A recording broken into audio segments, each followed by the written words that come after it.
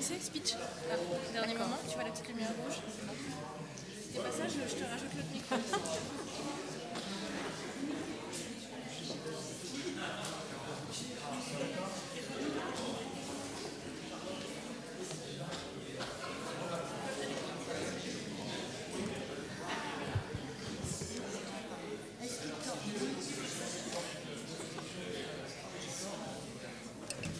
Bien, je vous propose de commencer, si vous voulez bien.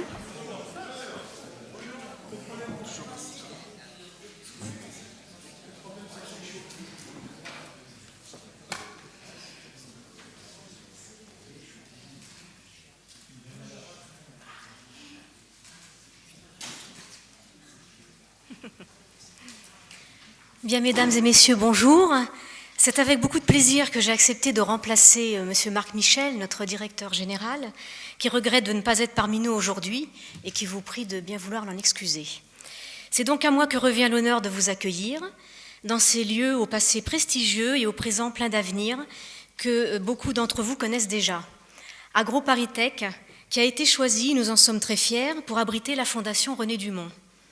Agronome de renommée internationale, à qui nous sommes venus rendre hommage et pour qui de nombreuses personnalités se sont déplacées. Je tiens donc tout particulièrement à accueillir et à remercier pour leur présence et leur participation Madame Charlotte Paquet-Dumont,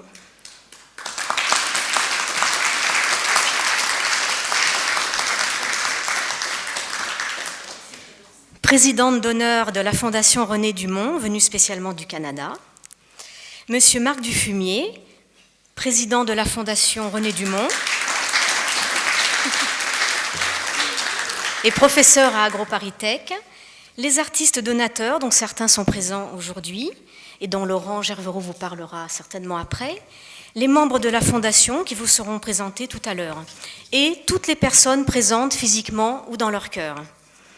Cependant, je ne vais pas vous parler de René Dumont ni de son œuvre, car pour cela, je laisserai la parole aux personnes beaucoup plus qualifiées que moi pour le faire.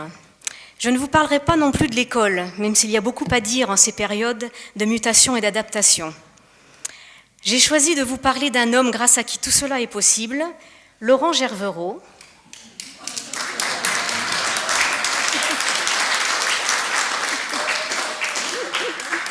vice-président de la Fondation René Dumont et directeur du musée du vivant d'AgroParisTech. Alors, pour vous parler un peu de lui, j'ai demandé à Charlotte Paquet-Dumont l'autorisation qu'elle m'a accordée d'utiliser ces mots à elle pour qualifier l'action de Laurent. Une inlassable et gigantesque implication. Je voulais surtout insister sur l'immense capital chance d'AgroParisTech d'avoir à l'intérieur de ces murs une personnalité aussi soucieuse d'ouvrir à la culture ces générations d'étudiants qui sont là certes pour se former et approfondir leurs connaissances, mais aussi pour développer leur capacité à s'ouvrir sur les autres et sur le monde.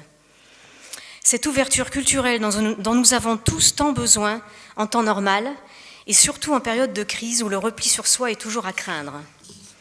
Spécialiste de l'image, travailleur inépuisable, voyageur dans l'âme, je voulais tout simplement remercier Laurent pour son action d'éducation culturelle sur la jeune génération, qui d'ailleurs le lui rend bien. Maintenant, je lui laisse la parole et je vous souhaite un très bon moment ensemble avec Charlotte, Laurent, Marc et les autres. Merci.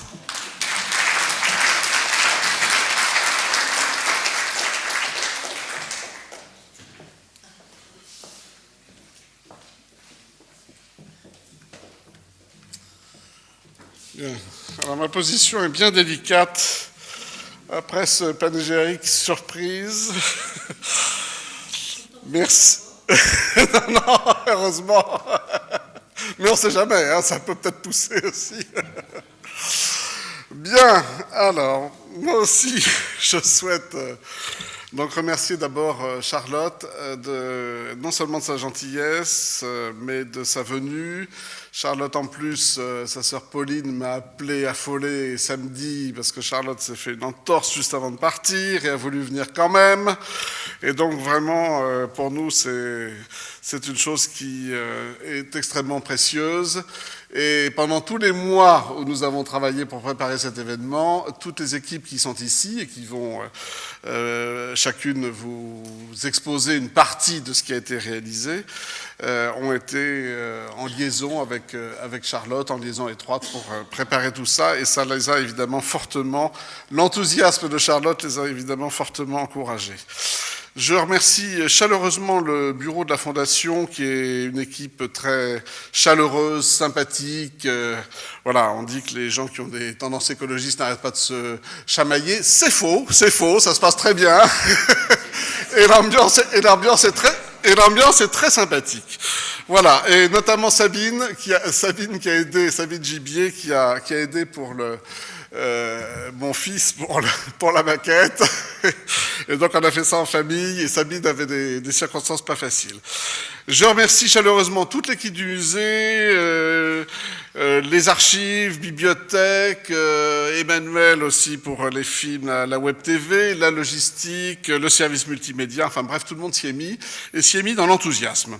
Ce qui est bien, ce qui prouve que les administrations aussi, ça peut avoir aussi de l'efficacité et de l'enthousiasme. Maintenant, je vais vous parler de l'organisation de cet après-midi, en vous disant d'abord qu'on va avoir un petit film qui a été réalisé, qui est un hommage à René Dumont, avec 10 peintures monumentales qui ont été placées sur le château de Grignon par l'artiste Hafiz Berchinger. Je vous en reparlerai tout à l'heure. Et cette action a été filmée, elle a été faite le 11 mai, elle a été filmée, et donc vous pourrez voir un petit film qui retrace cet hommage dont je vous reparlerai. Ensuite, Charlotte, c'est le sommet de l'après-midi. Charlotte a bu au moins 3 bouteilles d'eau pour nous faire un discours qui, paraît-il, est magnifique. Dixit Pauline, sa sœur. Et je la remercie à nouveau. Marc, ensuite, notre président de la Fondation, donc viendra à la tribune pour parler de la Fondation et puis présenter les membres du bureau et du comité de parrainage. Et à cet égard, je vous signale donc que si vous voulez faire partie du comité de soutien de la Fondation, vous pouvez vous inscrire à l'entrée et évidemment, vous aurez toutes les informations concernant nos prochaines manifestations. Et vous pouvez aussi simplement vous inscrire pour recevoir les informations. Ensuite, il y aura un exposé d'Aurélie Uzzeri sur le musée du vivant, une rapide présentation de la nature des collections qui sont très variées, vous savez, du XVIe siècle jusqu'à aujourd'hui, sur tous les aspects de l'écologie au niveau international.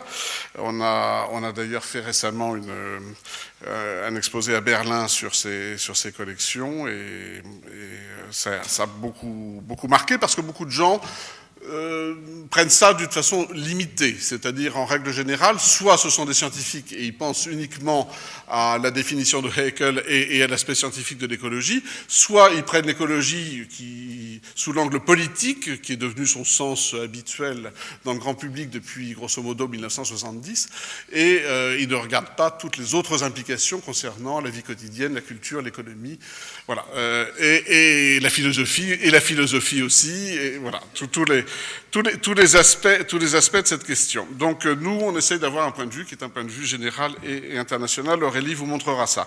Elle vous montrera aussi qu'elle a travaillé de façon quasi stakhanoviste, même si c'est plus à la mode, en scannant 875 photos et en légendant avec l'aide de Charlotte 875 photos qui vont être mises à disposition des médias et du grand public en ligne sur notre site. Donc tout le fonds photographique de René Dumont va être mis à disposition à l'occasion de cette journée. Elle vous donnera quelques exemples des objets personnels que nous conservons aussi, pull rouge, chapeau et même l'urne funéraire de René Dumont qui est déposée dans nos collections. Nous sommes à la tête de plusieurs réseaux, et notamment le Ecology and Sustainable Development Network, qui a été fondé à l'ICOM, à l'UNESCO, au Te Papa Museum en décembre 2006, et qui rassemble toutes les institutions patrimoniales qui s'intéressent à ces questions d'écologie. On fera un congrès mondial ici l'année prochaine, en octobre, sur écologie et patrimoine, donc patrimoine de l'écologie et écologie du patrimoine. Nous avons une politique de diffusion d'expositions, 40 expositions qui sont proposées gratuitement en France et à l'étranger, qui circulent. Et puis également, dans cette politique de diffusion, nous avons des animations numériques avec Ecoludo à partir de nos collections, dont un premier volet va être mis en ligne à la rentrée avec l'aide de la région Île-de-France. Nous allons demain tester ça en lycée à Asnières pour voir si ça fonctionne et corriger les défauts. Yolène Marès, ensuite, vous parlera du centre du CIR, le Centre international de recherche sur l'écologie. Donc, on a des collections très importantes, puisqu'on a toutes les archives de René Dumont, sa bibliothèque, ses manuscrits. On a passé une semaine, Charlotte, à faire des cartons au Canada, et toutes ces collections sont venues, et c'est évidemment très précieux. Une thèse est en cours. On a les archives des Verts et d'autres parties antérieures ou maintenant, les archives qui sont venues de Rennes de Yves Cochet, qui nous fait l'amitié d'être présent aujourd'hui. Et il y a un thésard qui va se mettre aussi sur ces deux sujets-là, qui va travailler avec l'aide d'anciens militants des Verts. Nous avons le réseau, toute une partie du réseau Mémoire de l'environnement à travers Dominique Alain Michaud, son président, qui est présent dans la salle et qui nous aide aussi à classer ces archives importantes. Et puis, dans le désordre, André Louis, que vous connaissez, qui était le fondateur de Nature et Progrès, pionnier dans les années 60 de l'agriculture biologique. Donc là aussi, objet personnel, archives, très importante, correspondance pour la création de Nature et Progrès. René Dubos, qui est lié à cette maison, ou la bibliothèque de Serge-Antoine, dont on parlait tout à l'heure. On a créé à Berlin, il y a très peu de temps, le 27 mai, avec les Grünen allemands, les archives des Grünen qui sont dans la Heinrich Böll Stiftung, une association mondiale d'archives sur l'écologie qui s'appelle International Ecology Archives, donc qui a été créée le 27 mai, et nous sommes dans les 4 membres permanents du bureau de cette association internationale. Donc tout ça se développe, tout ça se fait en réseau, et nous animons ces réseaux internationaux. Un mot encore pour vous dire qu'il y a un réseau de chercheurs qui est sur l'histoire de l'écologie, ce qui est notre marque de fabrique. Nous, on travaille sur la longue durée et sur l'histoire de l'écologie. Il y a beaucoup de choses sur l'écologie aujourd'hui, sur la recherche sur l'écologie aujourd'hui. Nous, c'est la prise en compte de la longue durée. Donc ce réseau s'appelle Histecologia. C'est un réseau où il y a des correspondants sur l'ensemble des continents, et vous pouvez voir donc le site internet histecologia.com, et puis une banque de données mondiale sur les ressources en ligne concernant l'écologie qui s'appelle Info Écolo International, dont s'occupe Jean-Gad de Kian. Enfin, pour finir la journée, Emmanuel Chirache, qui chez nous s'occupe de la web TV, qui s'occupe de la restauration des images numériques, a restauré tout ce que nous avons reçu en don de films sur René Dumont. Donc vous allez avoir des extraits de ces films qui ont été constitués spécialement pour cette journée, extraits de films restaurés et qui concluront l'après-midi. À noter aussi que nous faisons tout un ensemble de films qui sont prêtés gratuitement comme les expos et qui circulent gratuitement. Je rappelle celui sur l'arbre au Maroc, la biodiversité en forêt amazonienne, Se nourrir au Laos qui a été fait avec Marc Dufumier, ou le dernier qui est un long métrage d'1h17 qui vient de se faire sur les questions de climat et de vie quotidienne chez les Inuits au Nunavik. Ensuite, il y aura un pot dans les salles qui sont en face, mais n'oubliez pas pour autant de vous inscrire pour recevoir nos informations ou faire partie du comité de soutien. L'année prochaine, je vous annonce donc que nous aurons une année consacrée à l'Afrique, puisque c'est l'anniversaire de l'Afrique noire est mal partie, 1962-2012, et que Marc et Charlotte travaillent, et tout le bureau travaille sur la réédition de l'ouvrage, et puis tout un ensemble de manifestations, dont un grand colloque à cette occasion, et des expositions et des projections diverses. Donc, vous avez la possibilité d'acheter également l'album que nous venons de réaliser pour cette manifestation, qui est cet album de photographies. On a sélectionné dans les 875 photographies un ensemble significatif, donc beaucoup de choses qui sont inédites, plus des textes de René Dumont, une préface de Charlotte, un texte de Marc, bibliographie, biographie, enfin voilà, c'est un ouvrage qu'on a essayé de faire assez complet. Donc il vient de sortir aujourd'hui et il est en vente. S'il n'y en a plus en vente ici, vous avez la possibilité de le conseiller et de l'acheter sur le site fondationdumont.com où il peut être acheté en ligne. Donc pour finir, je voudrais parler du petit film que vous allez voir en hommage à René Dumont. Il a été fait par Hafiz Bertschinger, qui est un artiste suisseau-libanais. Hafiz, où te caches-tu dans la salle? Voilà, Hafiz est là, merci. Merci à lui. Il est entouré parce qu'il a une cour, et donc il est entouré d'une dizaine d'artistes qui viennent du monde entier, de Corée, d'Amérique du Sud, voilà, et ça s'est fait, cette action s'est faite dans la grande bonne humeur, et comme pour nos expositions que nous prêtons gratuitement, ou nos films aussi, dans un principe qui est un peu différent de ce qui se fait aujourd'hui à nos époques de mercantilisme, qui est ce que j'appellerais un échange de générosité. C'est-à-dire que Hafiz a offert entièrement ses œuvres, son travail, son temps et sa bonne humeur et son talent. Et nous, de l'autre côté, eh bien, on a essayé de faire en sorte que tout ça se passe donc de la meilleure manière possible avec toutes les équipes qui étaient sur le site du château de Grignon, puisque c'est au château de Grignon où sont conservés et le fonds Dumont et les collections du musée, qui est une de nos 8 sites, puisque vous savez qu'on a 8 sites, je dirige le patrimoine culturel et la documentation de cette maison, on a 8 sites jusque la Guyane, Kourou en Guyane, où on travaille sur la forêt amazonienne.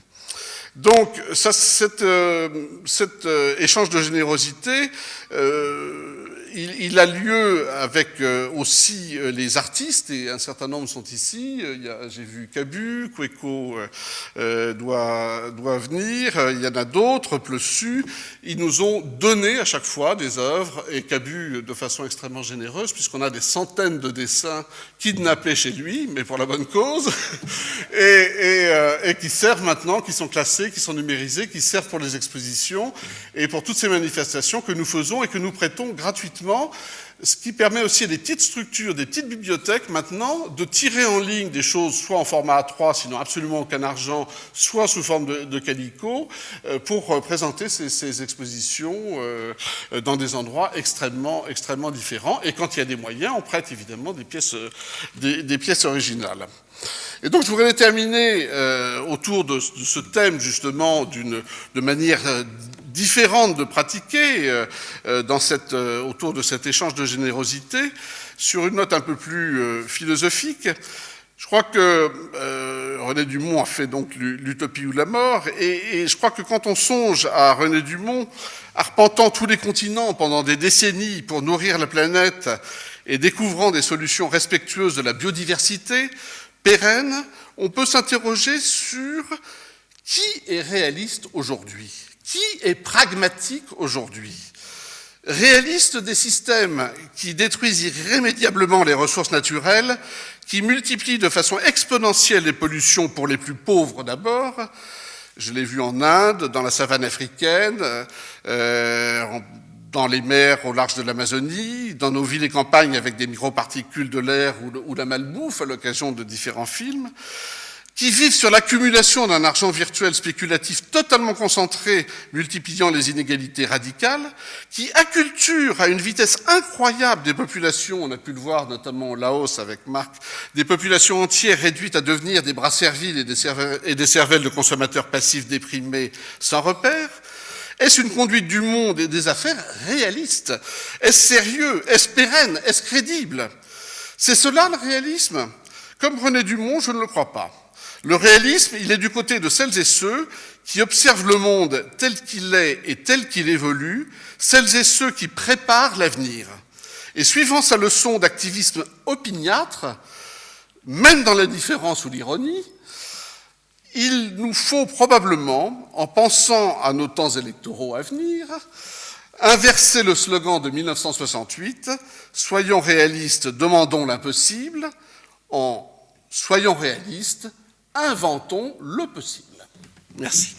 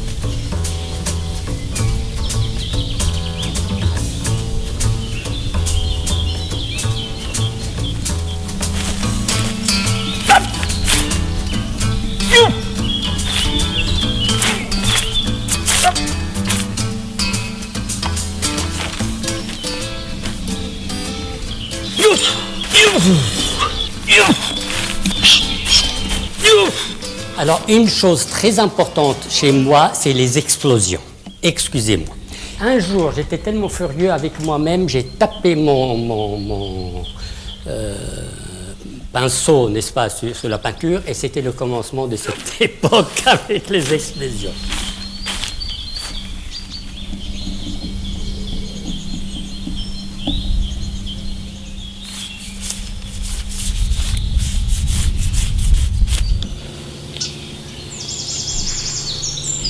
Pour moi, l'explosion, c'est le Big Bang, mais c'est aussi toute la vie. C'est l'amour, c'est la mort, c'est ça.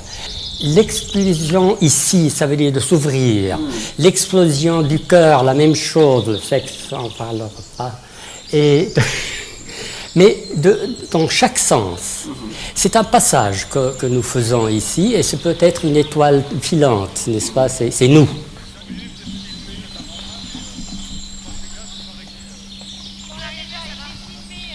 Ça sera suspendu, n'est-ce pas, par les fenêtres, les 10 fenêtres. Et on va les couper, malheureusement. Chaque 8 mètres sera coupé. Ah, ça va être coupé. Oui, pour les 10 fenêtres, n'est-ce pas? C'est dommage, mais c'est comme ça. Oui. C'était prévu dès le commencement. Alors, ça, c'était la pluie. Heureusement, elle n'a pas arrivé aujourd'hui. Ah. Le bleu, là-bas. Voilà. Et puis, c'est pas ça, mais vos mouvements, en plus, ils sont un petit peu géométriques, mais ils sont doux. Vous n'êtes pas quelqu'un de perturbé. Ah, un petit peu. Quel compliment, quel compliment.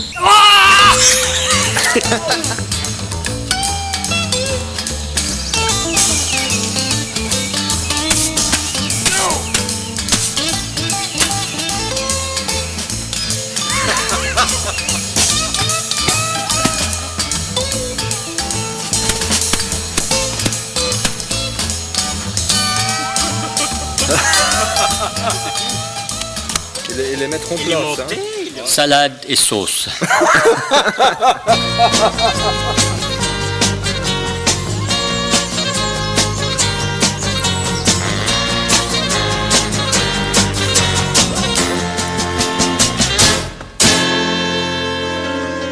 You can make out pretty good when you're on your own, and you'll know just where you are when you wanna roam. Got the moon above your head and the road beneath your feet. Pull into a wooded glen, make your own retreat. La la la la la la la la la la la la la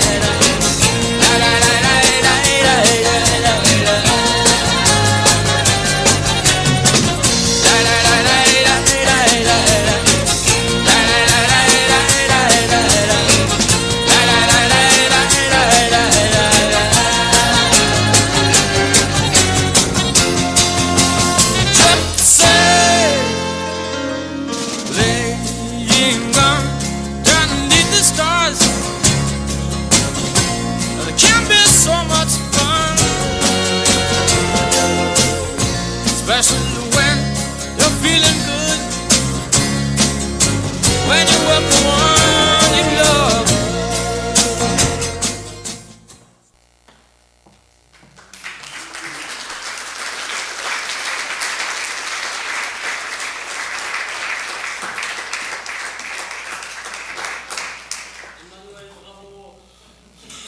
Merci beaucoup à Fils.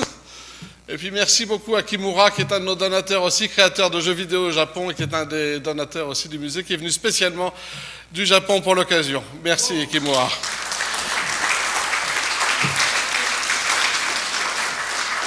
Et maintenant, Charlotte. Eh oui, eh oui.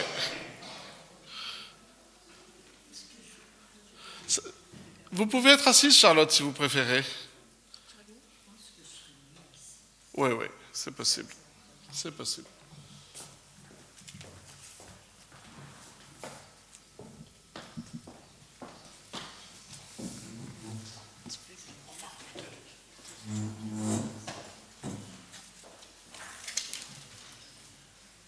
Je serais peut-être mieux debout.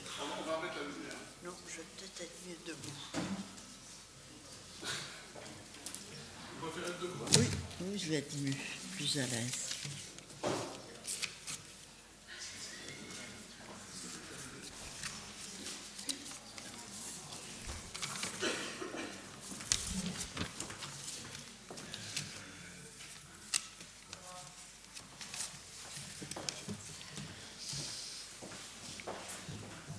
Bon, vous me voyez heureuse d'être ici, mais intimidée, à la limite, je serais pétrifiée. Mais bon, René Dumont était à l'aise sur toutes les tribunes et devant tous les publics. Moi, oh oui, il faut que je parle. Moi, un petit peu moins, beaucoup moins. Mais s'il était ici, s'il nous voit de son petit nuage, il doit dire, mais alors, il y a encore des gens qui veulent entendre parler de l'écologie, de l'environnement, de ce que j'ai prôné. Alors, René, on est là. Alors, tout d'abord, j'aimerais remercier la direction de AgroParisTech qui nous prête ses locaux, qui nous accueille dans ses locaux, et à tous les membres de la Fondation. J'en vois plusieurs ici, Mireille, Charles, qui ont été au début avec moi. Pour tout ce qu'ils ont fait pour réaliser cette journée, pour tout le travail qu'ils ont fait. Je remercie aussi Marc Dufumier, qui est le successeur de René à la chaire, qui a quand même insufflé beaucoup d'idées, de connaissances de René dans la préparation de cette journée. Mais celui que je veux remercier le plus profondément, c'est Laurent Gervaro, avec son équipe, Aurélie et Yolène, qui ont travaillé, qui ont fait un travail gigantesque dans les archives, dans la préparation. Ils ont inventé cette rencontre et l'ont rendue possible. Et une belle rencontre. Alors, je vais vous dire que ce que Laurent Gerveraud entreprend, il le mène à terme. Et il le mène à terme avec une rigueur et une compétence hors du commun. Le musée du vivant, qui est réalisé depuis à peine une couple d'années, qui retrace l'histoire de René Dumont, René Dumont et bien d'autres, et toute l'écologie, c'est le plus bel exemple. Alors, parler de René Dumont, c'est peut-être essayer de se rendre dans plus ou moins 30 pays du monde, essayer d'étudier les systèmes agricoles les plus diversifiés, rencontrer des paysanneries dont l'évolution est différente les unes des autres, et selon des conditions climatiques, économiques, sociales et politiques multiples. Je ne peux pas vous en dire trop, parce que d'abord, ce n'est pas de mon domaine, et je pourrais dire des bêtises. Mais ce que je veux essayer de vous dire, c'est de résumer ce qui m'apparaît le plus essentiel dans la vie de René Dumont.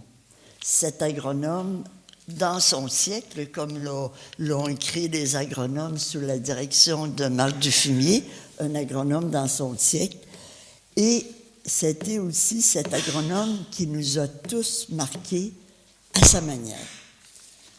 Alors, on peut affirmer que René Dumont a traversé le siècle activement et intensément.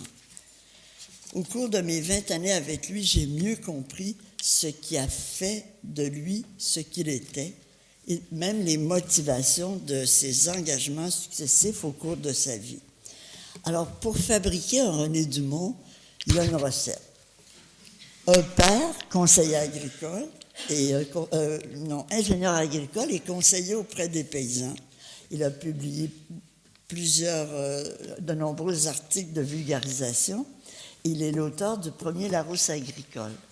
Il a fallu une mère, enseignante, agrégée de mathématiques et directrice de collège, qui a accueilli des élèves chinoises dans son collège dans les années 25-30.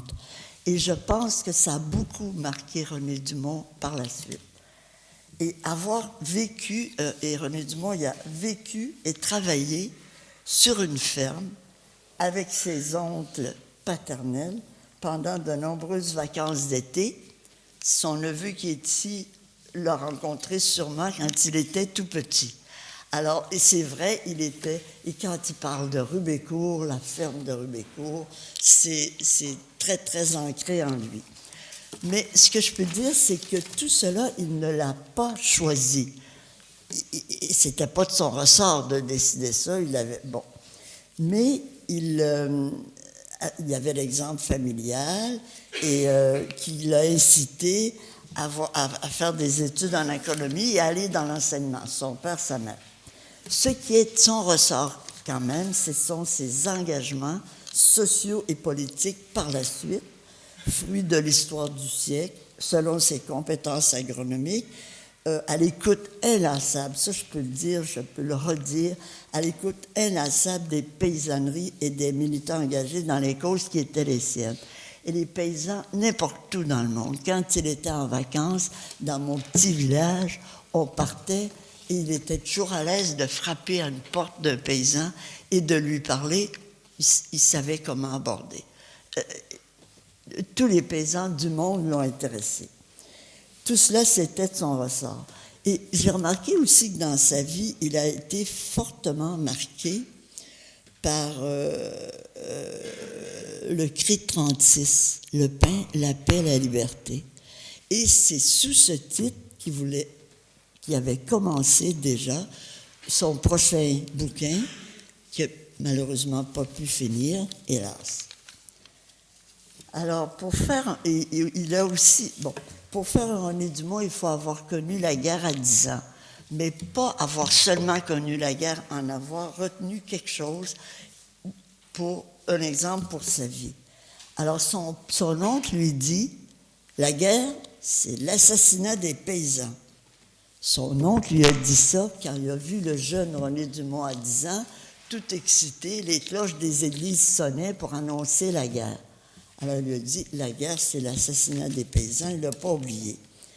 Et l'autre chose qui l'a beaucoup marqué, c'est l'assassinat de Jaurès en 14. Il avait 10 ans, il lisait le journal, mais de voir ce grand titre, Jaurès assassiné, il a lu l'article, ça l'a vraiment marqué, Jaurès assassiné. Et ensuite, il est parti en exode dans la Nièvre pendant la guerre.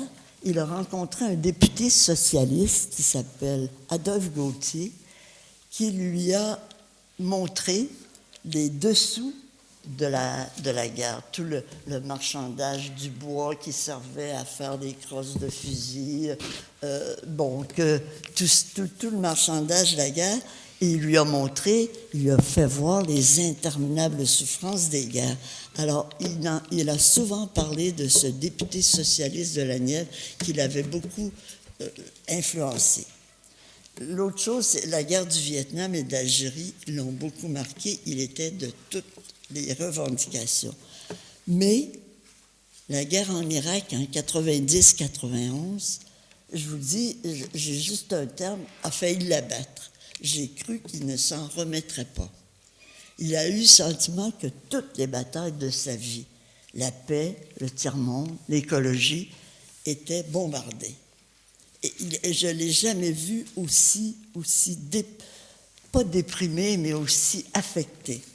Alors, il s'en est sorti par des conférences et des manifs avec des ONG un peu partout à travers la France. Et il y avait la revue Les réalités de l'écologie qui lui ont préparé des rencontres partout. Ça l'a remis sur pied. Et l'autre chose qui m'a frappée aussi, je me rappelle, dans un meeting de l'Irak, contre la guerre d'Irak, était là Edgar Morin. Et moi, j'ai dit à Edgar Morin, mais oui, mais René Dumont, il a connu la guerre à 10 ans, c'est normal qu'il réagisse comme ça.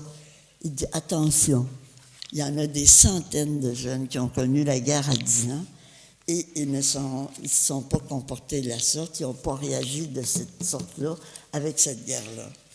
Alors bon, c'est son côté qui a connu la guerre, il l'a digéré ou pas, là, selon. Et l'autre force de sa vie, c'est d'avoir choisi les études agronomiques, mais avec l'idée, parce que son père était conseiller agricole, mais lui, il a dit, je vais faire comme mon père, mais je vais voir, connaître, comprendre le monde et essayer d'agir pour changer le cours des choses. Alors, il a choisi la carrière d'enseignant au Vietnam, de travailler comme agronome, pas d'enseigner, de travailler comme agronome. Et il en est ressorti un bouquin, La culture du riz dans le Tonkin, qui recense toutes les c'est un livre magnifique où il recense toutes les systèmes, tous les systèmes agricoles, les façons de travailler des paysans. Bon. Et ce livre-là a été réédité grâce au travail de Igor Besson, qui vivait à ce moment-là en Thaïlande. Alors, merci Igor, parce que ce fut une des grandes joies de la fin de sa vie, cette réédition. Ça l'a beaucoup touché. Alors, revenu du Vietnam, il est revenu à Paris comme enseignant. Il appelait à ce moment-là, il revenait à l'agro. Quand il était invité à l'agro, il disait « Charlotte, on m'invite à l'agro ». Il était tout heureux. Alors, il est revenu travailler comme enseignant à l'agro. Il l'appelait sa maison. Il est resté 41 ans. Alors, moi, à mon point de vue, je crois qu'il fut un pédagogue hors du commun. Je l'ai vu à l'œuvre et il devait être bon. J'ai rencontré plusieurs de ses anciens élèves. Chacun a été marqué par ses enseignements. Plusieurs évoquent les tournées d'études dans les fermes françaises ou en Europe, d'autres des publications, d'autres des conférences, etc. Mais ce qui était assez significatif, c'est qu'il n'était pas directif.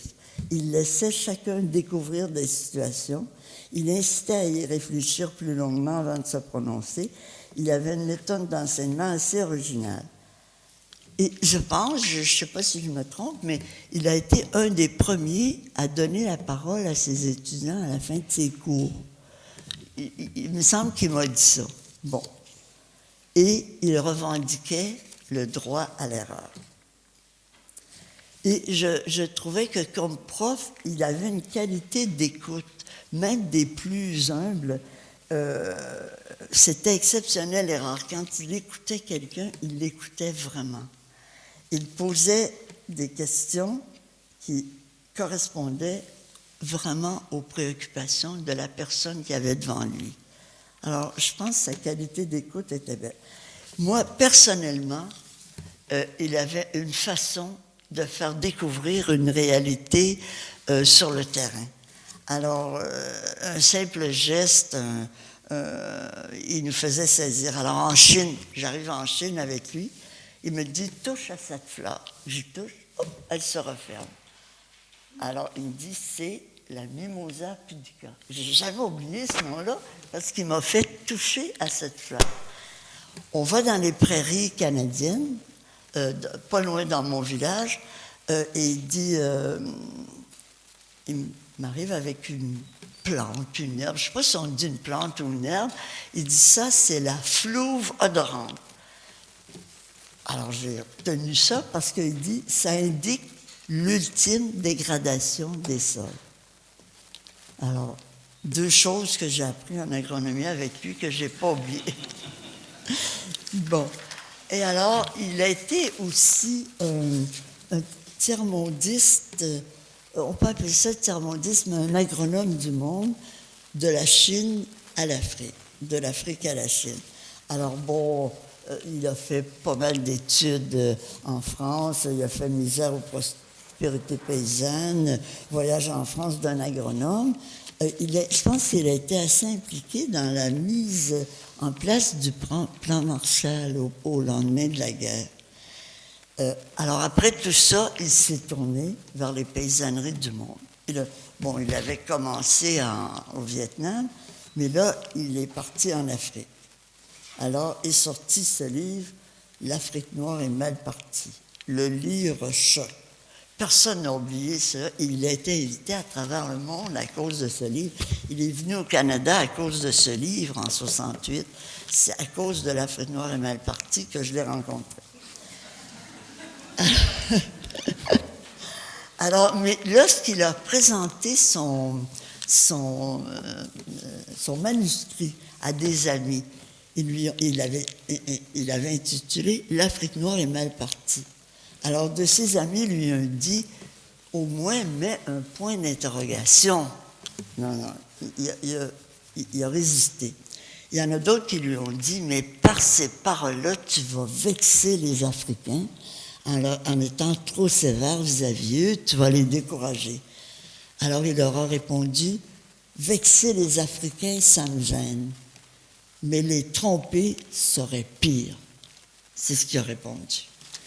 Alors, il a osé dire l'Afrique noire mal partie parce qu'il voyait déjà, au début, les abus possibles de la bureaucratie et surtout, ce qui le heurtait, c'était un manque de reconnaissance des savoirs paysans de la part de certains dirigeants africains. Hélas, on méprisait les paysans.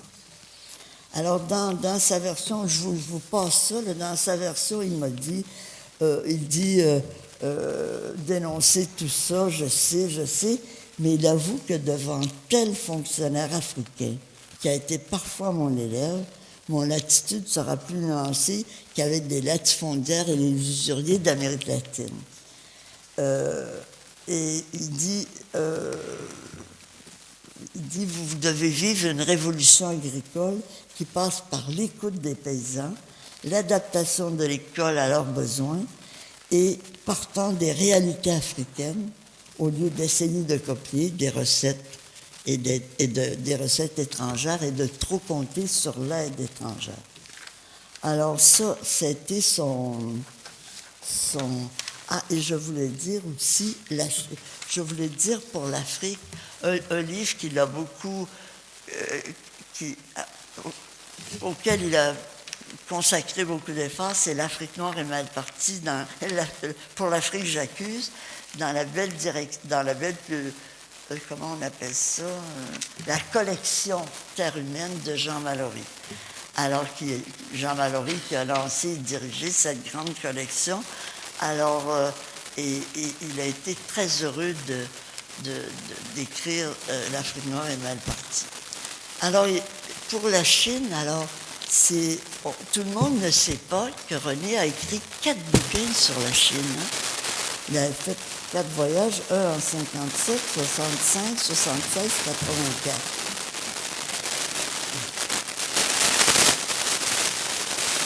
Alors, le 84, j'ai eu le privilège de l'accompagner dans ce voyage d'études en 82. C'était son 5e voyage. Pour moi, c'était mon premier en Chine. Oh, et quel choc j'ai eu en arrivant en Chine. Hein? On part du Canada en Chine. Direct, c'était la première semaine que je travaillais avec René Dumont. Alors, la Chine vivait alors une nouvelle révolution, une sorte de révolution agricole, économique et à la limite politique. Alors, on voyait sur les murs en 82, enrichissez-vous. Alors, il dit, enrichissez-vous. Alors, c'était la décollectivisation,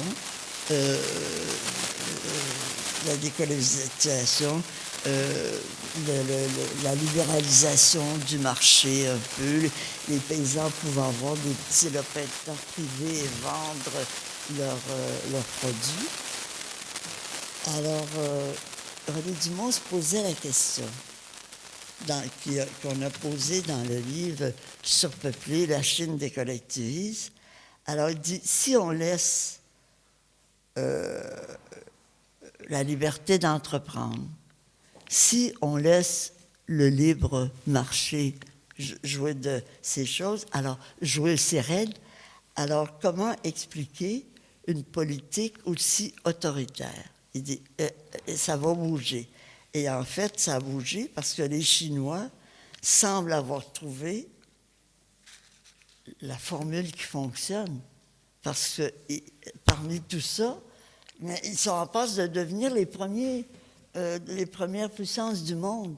Alors, comment ils se sont accommodés, là? Hein? Alors, demandez aux Chinois leur recette.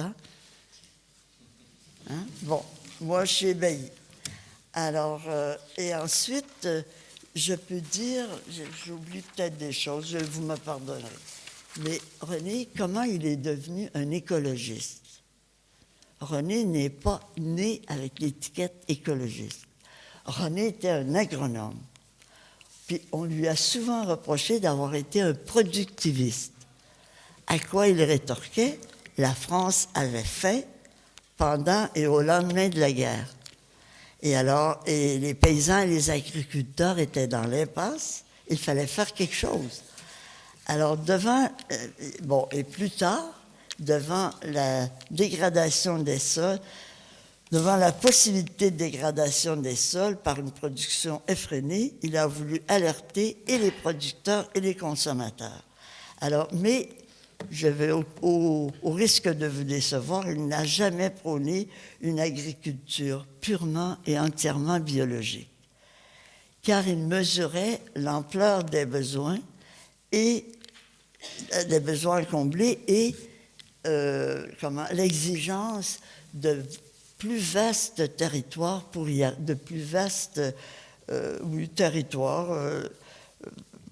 arriver.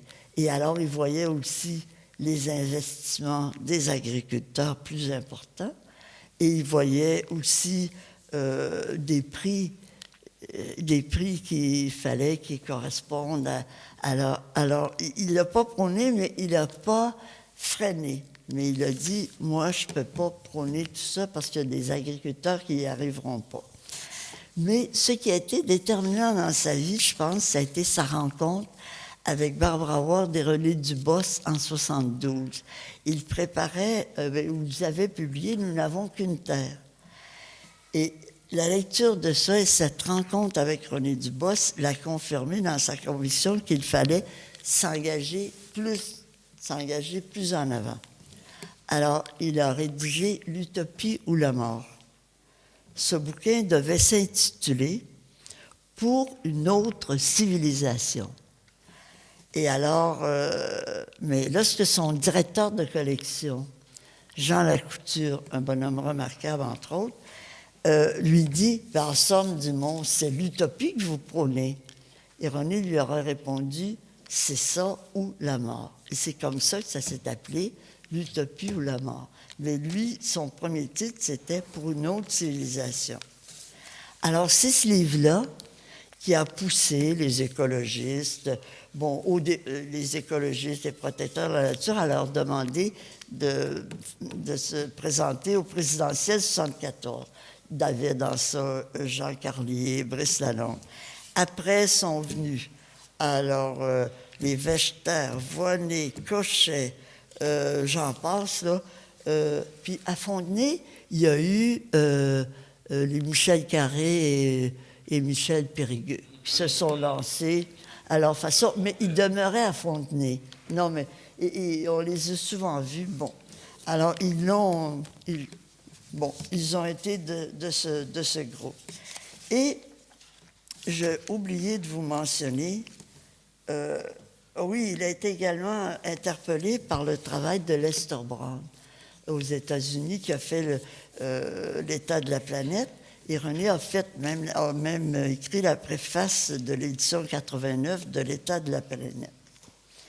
Mais ce qui est important à retenir, je pense qu'il a semé les germes utiles à l'expansion d'un vaste mouvement qui ne peut plus disparaître, tellement il est essentiel pour la survie de nos sociétés et de l'humanité.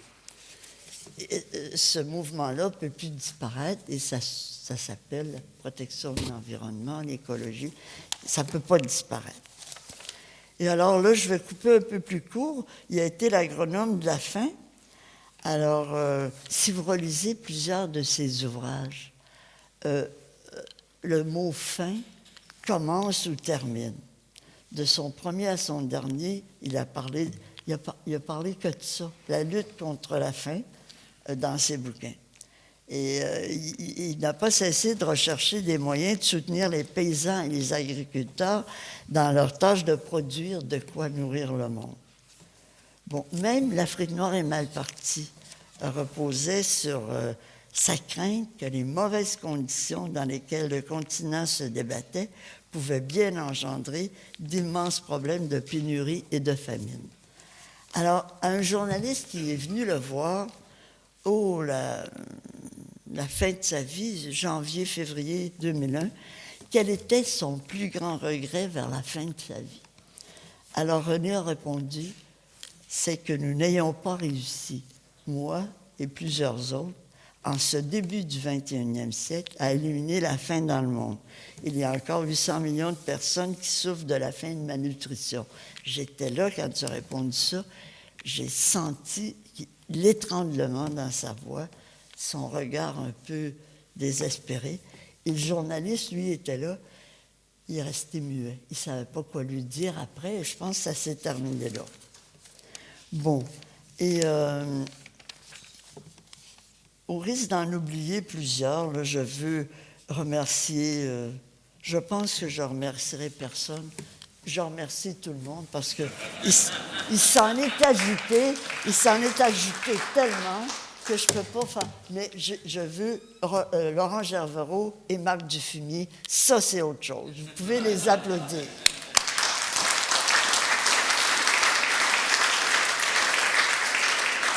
Et alors, je vais juste vous dire rapidement pourquoi j'ai rejoint René Dumont, hein?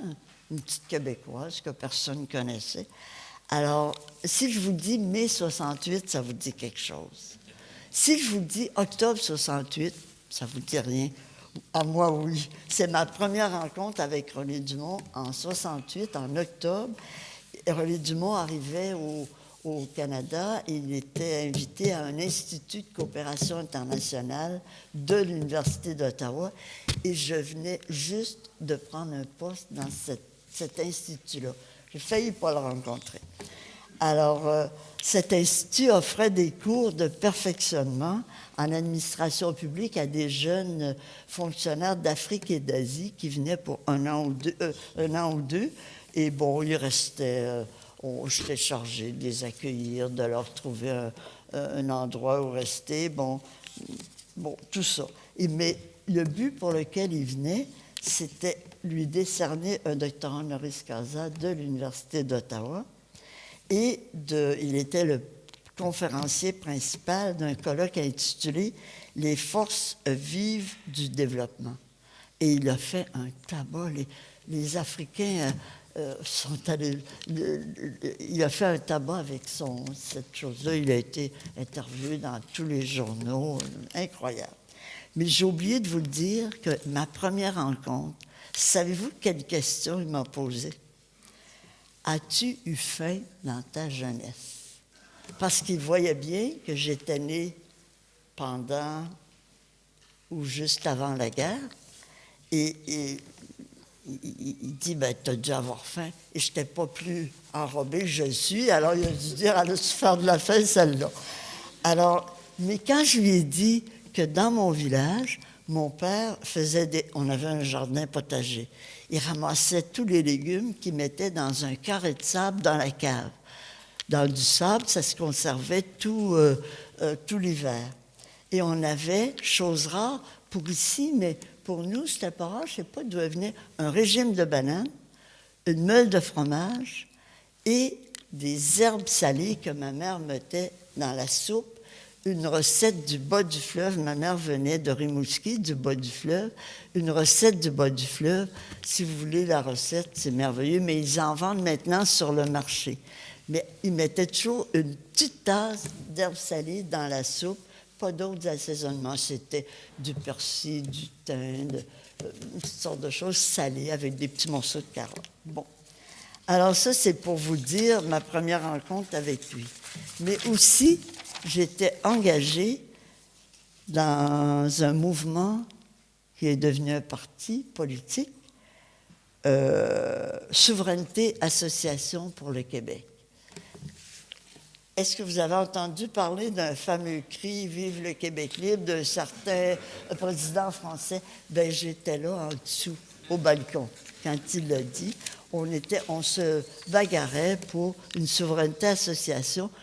Quand j'ai parlé de ça à René, il m'a dit « Ouais, vous êtes plus qu'utopique. » Bon, il ne m'a pas encouragé tellement.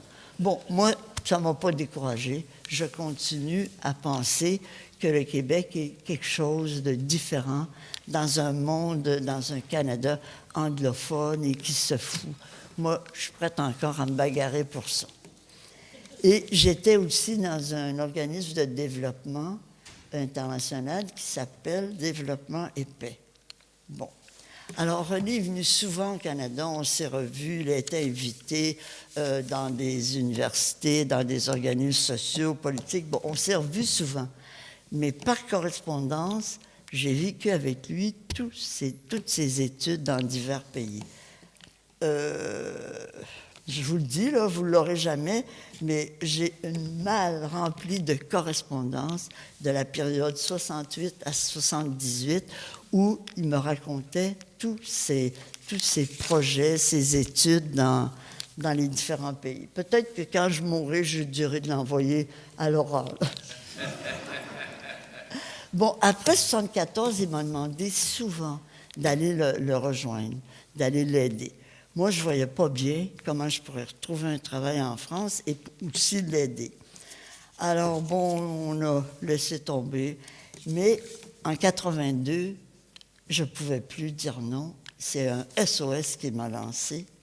Il a dit « J'arrête tout si tu ne viens pas me rejoindre. » Et alors, il m'a envoyé un télégramme.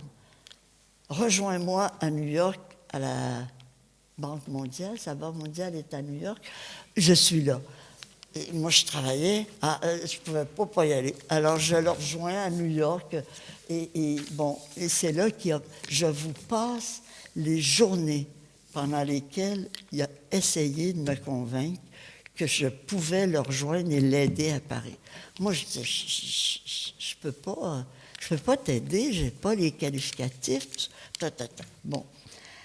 Et j'avais un emploi très intéressant dans un centre de recherche à l'Université de Sherbrooke, un centre universitaire de santé à l'Université de Sherbrooke.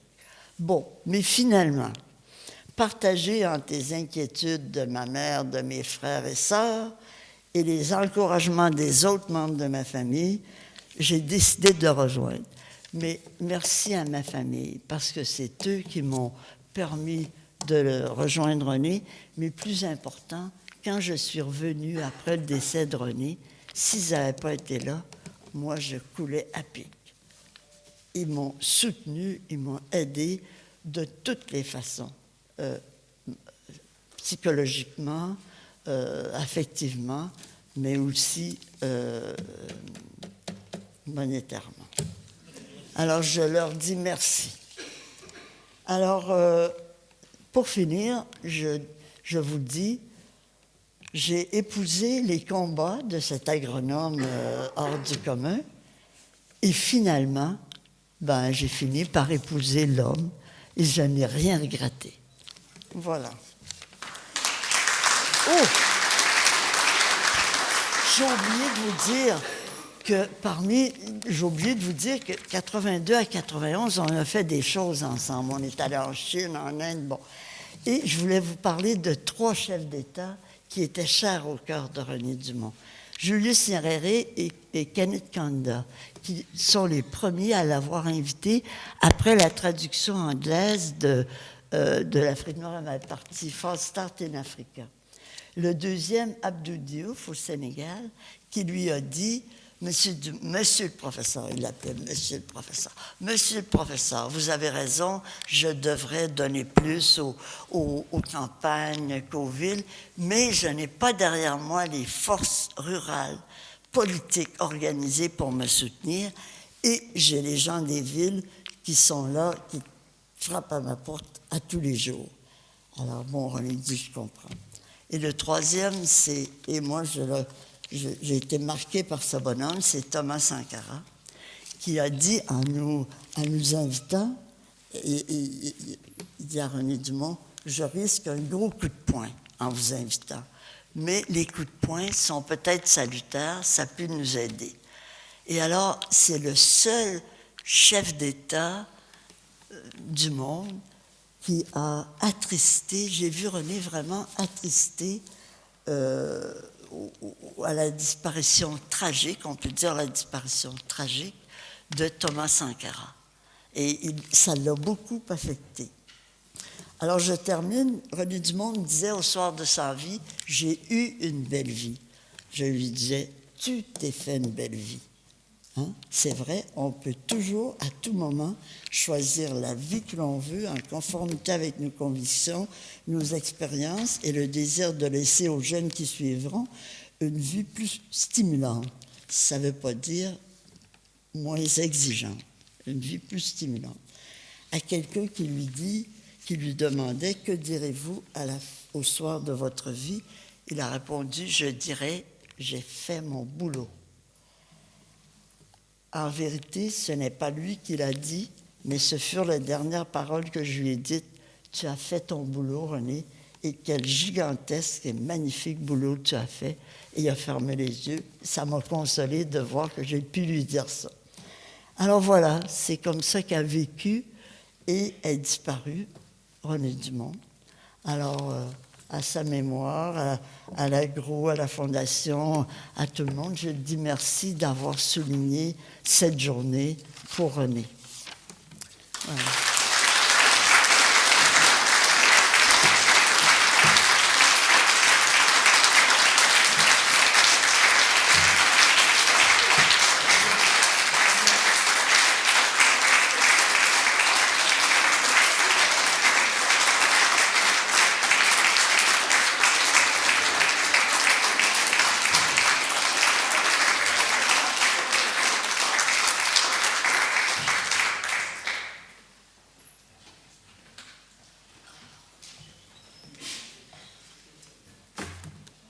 Bien, bonjour à tous et merci Charlotte, vraiment très sympa. Donc après de tels propos, rendre hommage à René Dumont, ça devient un peu difficile, donc je ne vais pas trop m'y exercer. Je vais peut-être juste commencer par présenter un petit peu l'idée de la Fondation. Laurent en a parlé un petit peu tout à l'heure. Je dirais qu'il y a deux grandes idées. C'est quand même récolter un peu tous les documents qui concernent l'écologie dans toutes ses dimensions scientifiques, politiques et autres, et ceci avec le concours du Musée du Vivant, ici à Gros Paris Tech, et essayer de retravailler un petit peu toute cette histoire de progression des idées en matière d'écologie. Et puis évidemment, ce n'est pas seulement regarder le passé, mais c'est aussi s'interroger sur les défis, et notamment les défis présentés notamment par René Dumont, et qu'il conviendrait sans doute de relever encore aujourd'hui, et donc d'avoir un regard vers le futur. Alors on est plusieurs à s'être retrouvés comme ça, vous ne serez pas surpris, enfin peut-être que certains sont surpris, de retrouver au fond une association pour la Fondation René Dumont qui regroupe évidemment des scientifiques, dans un établissement comme celui-ci, ce n'est pas surprenant, des agronomes, mais aussi des écologistes, et parmi les écologistes, donc des écologistes militants, je dirais engagés. Mais au fond, c'était un peu aussi le personnage René Dumont. Il était à la fois scientifique, professeur, ça a été dit tout à l'heure, excellent pédagogue, écrivain, et on s'est retrouvés donc à plusieurs. Je ne vais pas vous donner la liste de tous les gens qui sont constitutifs du bureau, mais peut-être ceux quand même du comité de parrainage, si je parviens à lire parce que je n'ai pas mis mes lunettes.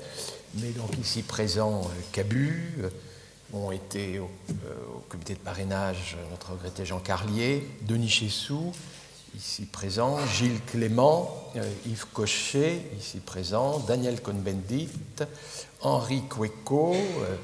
Alors, inutile de vous dire que beaucoup des membres du comité de pilotage m'ont écrit pour dire qu'ils regrettaient de ne pas être venus. La date et l'heure ne convenaient pas forcément à tout le monde. Donc je poursuis: Henri Cueco, Nicolas Hulot, Marc Jolivet, Eva Joly, Brice Lalonde, Jean Mallory, les éditions Terre Humaine, Jean-Marie Pelt, Jean-Pierre Raffin, Henri Rouillet-d'Orfeuille est ici, Mamadou Sissoko est au Sénégal, Jacques Testard, Aminata Traoré au Mali, Tetalekai Twenweman, je prononce mal, Dominique Voinet ici présente, Antoine Vechter. Juste pour vous dire, on voit bien un peu la panoplie des gens qui ont accompagné René Dumont et s'inspirent encore de ses dires et de ses écrits pour essayer un petit peu d'alimenter la réflexion donc, sur ce que nous pourrions faire dans l'avenir sur des questions relatives donc à les grandes questions soulevées par René Dumont. Alors là, je vais parler un peu plus personnellement maintenant, mais de toutes les facettes qu'a présentées Charlotte tout à l'heure. Il y en a qui, évidemment, moi, m'ont impressionné, notamment l'enseignant, le pédagogue, l'écrivain. Mais je retiens plus particulièrement donc l'agronome, ce qui n'est pas surprenant dans une école d'agronomie comme celle-ci, l'écologiste, ça va de soi, et le tiers-mondiste, bien sûr. Alors, ce que je retiens, justement, qu'on regarde un petit peu l'histoire de l'écologie et puis de l'agronome devenu, donc pas né, mais devenu écologiste, c'est que quand même très tôt, un livre qui d'ailleurs n'est pas l'un de ceux qui a été, enfin c'est peut-être été un best-seller à son époque, mais c'est pas un de ceux que l'histoire retient beaucoup, c'est L'économie agricole dans le monde. C'est 1954, donc c'est assez tôt. Et bien, je pense que vous avez dans ce livre, en introduction, un peu ce que serait pour moi aujourd'hui la définition de ce que n'aurait jamais dû cesser d'être l'agronomie. C'est-à-dire, il présente l'agroécologie, on dirait aujourd'hui. Il présente l'agronomie comme étant la discipline qui étudie les écosystèmes aménagés par les paysans, aménagés par les agriculteurs. Et au fond, à une époque où le concept même d'agroécologie n'était vraiment pas très en vogue, et vous lirez, c'est absolument remarquable parce qu'on voit que ce qu'il nous dit en définitive, c'est que l'objet de travail des agriculteurs, ce n'est pas la plante, ce n'est pas la parcelle, ce n'est pas le troupeau, c'est alors le cycle du carbone, le cycle de l'azote, le cycle de l'eau, et le René Dumont qui présentait son verre d'eau plus tard, je crois que c'était quand même bien la question d'attirer notre attention sur le fait que précisément le cycle du carbone, la photosynthèse, etc., ne sera peut-être mis à profit de la population et d'une population croissante et de mettre fin à la faim que si on gère de façon très astucieuse l'eau. Il faut que la plante transpire, la photosynthèse c'est pas rien, et c'est peut-être sur l'eau qu'il faudra attirer notre attention. Tout ça est déjà en filigrane, peut-être pas exactement comme ce que je vous le dis, c'est plutôt moi qui interprète ces propos de cette façon-là, mais c'est comme ça en tout cas que j'ai compris l'enseignement de ce livre. Évidemment le cycle de l'azote, mais derrière tous ces cycles, les éléments minéraux et autres, il y a aussi le cycle des coccinelles, il y a la relation entre les coccinelles et les pucerons, les carabes et les limaces, les haies, les abeilles, et pas seulement le miel, mais la fécondation des poiriers, des pommiers. Enfin bref, René Dumont était un agronome qui, au fond, prenait les problèmes. Alors d'abord, il s'intéressait peut-être d'abord aux gens, plus encore qu'aux écosystèmes, mais je crois que c'est l'un de ceux qui, en tout cas à moi, m'avait enseigné qu'entre l'humanité et nos écosystèmes, eh bien, il y a un destin commun et que les gens, les agriculteurs en particulier, peuvent être parfois très intelligents, mais que aussi parfois, au nom de la précipitation, au nom parfois de l'urgence, parce que qu'on s'intéresse autant au problème de la faim, c'est-à-dire de mettre fin à la faim, que l'était René Dumont, et bien effectivement, parfois, il y a des décisions un peu précipitées, et que l'objet, et il est bien, effectivement, de relever ce défi, le défi de la faim dans le monde. On trouve aussi dans les écrits de René Dumont, et je crois que c'est des choses sur lesquelles on pourrait aujourd'hui travailler, c'est que quand on regarde le même problème aujourd'hui, celui de la faim, puisque précisément entre 800 millions et 1 milliard de gens n'ont pas leurs 2200 kilocalories par jour, si on en regarde les causes réelles, eh bien la surprise peut-être aujourd'hui, c'est de voir que ce n'est pas une insuffisance de nourriture. Ce n'est pas une insuffisance de nourriture, il faut 200 kilos de céréales ou d'équivalent pour nourrir correctement le monde, on en est à 330. Donc il y aurait presque même des excédents. Il y a un certain nombre d'agriculteurs dans nos pays, par exemple, se plaignent que les prix soient trop bas parce qu'il y a des excédents. Et que la question reste de savoir pourquoi il y a des gens qui n'ont pas accès à ces 130 kilos, puisqu'ils existent, et que c'est bien la pauvreté qui est à l'origine de la faim. S'ils pouvaient en parler quand c'était la France, et vous savez qu'en France, il y a des gens qui fréquentent les restaurants du cœur, c'est pas évidemment parce que la France ne produit pas assez, c'est parce que les gens sont trop pauvres. L'Armée du Salut, le Secours catholique ou le Secours populaire, selon vos obédiences respectives, qu'importe. Mais René Dumont, ce n'était pas la charité, c'était de comment les gens pourraient par eux-mêmes parvenir à se nourrir et nourrir le monde. Et pour l'immense majorité des gens qui sont pauvres et ne parviennent pas à accéder à la nourriture aujourd'hui, c'est des gens du Sud, et il était conscient qu'à l'époque, surtout à l'époque où le monde était moins urbanisé qu'aujourd'hui, c'est pour l'essentiel des paysans. Et c'est des paysans pauvres aujourd'hui qui souffrent de la faim. Et même si on regarde les gens qui souffrent de la faim en ville, ceux qui ont fréquenté les bidonvilles, et il y a d'excellents ouvrages de René Dumont, notamment sur l'Amérique latine, sur l'essor des bidonvilles dans ce continent qui était le premier à s'urbaniser, en vitesse en tout cas, c'était des agriculteurs ou des fils d'agriculteurs et qui étaient tombés en faillite. Et aujourd'hui, au fond, on peut s'interroger si ces gens ne tombent pas en faillite du fait que précisément on essaye d'exporter à bas prix nos surplus. Et ça, peut-être que ça n'avait pas été aussi clairement dit à l'époque, mais je peux vous assurer que si moi c'est aujourd'hui ça que je comprends, je le dois très largement quand même aux enseignements de René Dumont. Et donc l'idée qu'il faille produire plus, et même plus à l'hectare, et surtout là-bas, pas forcément dans les pays excédentaires, mais dans les pays où précisément règne la pauvreté, puisque la pauvreté vient de paysans qui ne sont pas assez productifs et compétitifs, ou de gens même qui ont été contraints de quitter prématurément l'agriculture et les campagnes avant même de trouver des emplois en ville. Effectivement, il y a un travail pour les agronomes de faire en sorte que les paysanneries là-bas puissent nourrir les peuples de là-bas avec leurs propres forces, sans compter sur les surplus des pays du Sud, surtout qu'on sait que ces surplus des pays du Sud, on peut créer la pénurie, on peut mettre des jachères, on peut mettre des quotas, il peut y avoir des accidents climatiques, on voit bien les émeutes de la faim de ces dernières années, et c'est bien les pays qui se sont un peu laissés aller à l'importation à bas prix de nos surplus qui ont vécu les émeutes de la faim quand, justement, brutalement, il y a eu ces accidents. Et donc, l'idée d'être productiviste et d'être écologiste, si certains ont envie de dire il y a deux histoires dans René Dumont, il y a le René Dumont productiviste et le René Dumont écologiste, je pense que moi ce que je retiens de René Dumont, c'est qu'au moins là-bas, il convient absolument de produire plus, il convient même peut-être de produire plus à l'hectare, parce qu'au moment où à Copenhague, parce que René Dumont, ne l'oublie pas, c'est la rencontre avec Lister Brown et René Dubos, mais René Dumont a quand même été un des premiers parmi nous ici dans cet établissement et à l'échelle publique de souligner l'urgence qu'il y avait de réduire les émissions de gaz à effet de serre et de lutter contre le réchauffement climatique. Voilà des idées dont nous sommes très imprégnés aujourd'hui, mais je me souviens encore qu'à l'époque, quand il en parlait, il était quand même un peu traité de charlot. Ses prévisions, il s'appuyait sur des documents scientifiques pour dire ça, mais ce n'était pas vraiment pris en considération. Et aujourd'hui, on essaye de sauver les dernières forêts, les savanes, les steppes, et d'éviter l'extension des surfaces cultivées aux dépens des milieux naturels, de la biodiversité, et surtout pas au détriment, avec des émissions de gaz à effet de serre.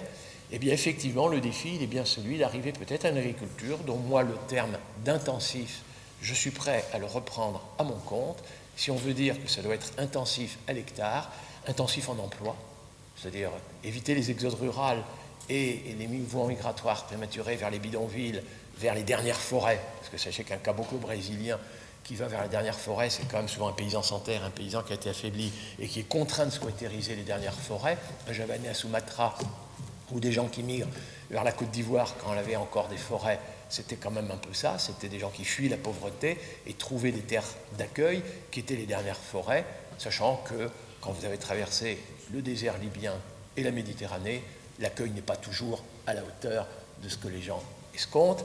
Mais en tout cas, ces mouvements migratoires, ça commence quand même par un exode rural précipité, par un manque d'emploi en ville, en tout cas d'emplois rémunérateurs, et que peut-être, effectivement, l'urgence reste de produire davantage, de rendre ces agriculteurs plus compétitifs et de produire davantage à l'hectare. Mais je pense qu'il n'y a pas quand on lit René Dumont, on comprend qu'il n'y a aucune honte à vouloir une agriculture intensive qui fasse un usage intensif des rayons du soleil. Photosynthèse. Les calories qui nous animent viennent quand même bien du soleil. Et les rayons du soleil, c'est quand même bien une ressource naturelle renouvelable. Un usage intensif de l'azote de l'air pour fabriquer des protéines.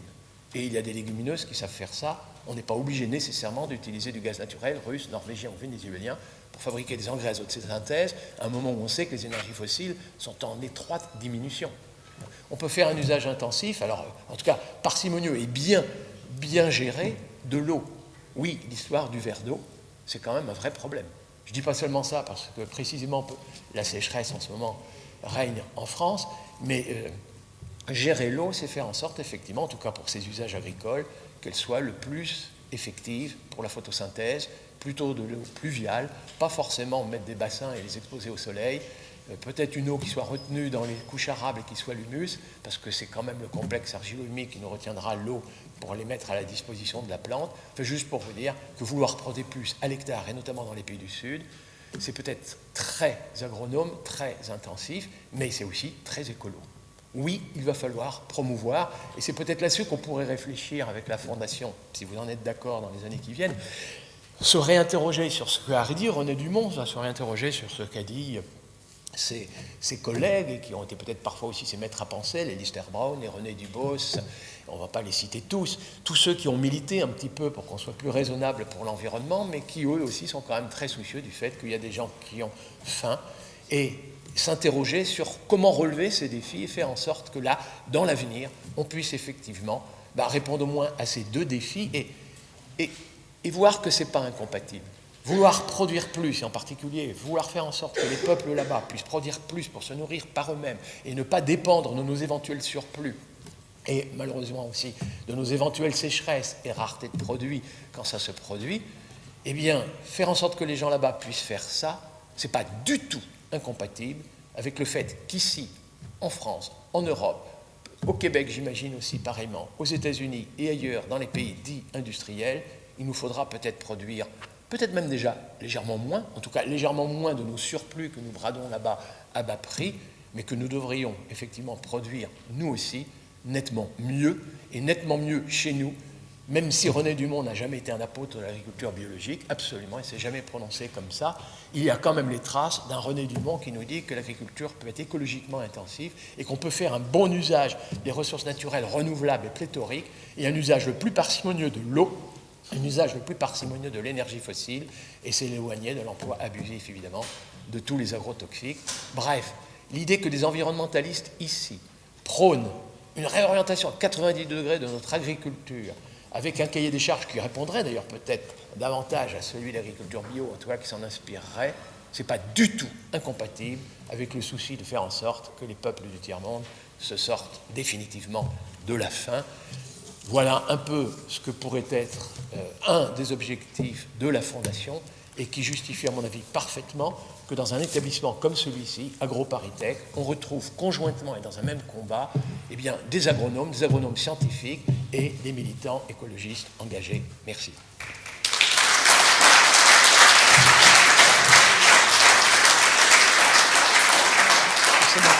Et c'est maintenant Aurélie qui va nous présenter l'album qu'on a édité pour cette journée en hommage à René Dumont.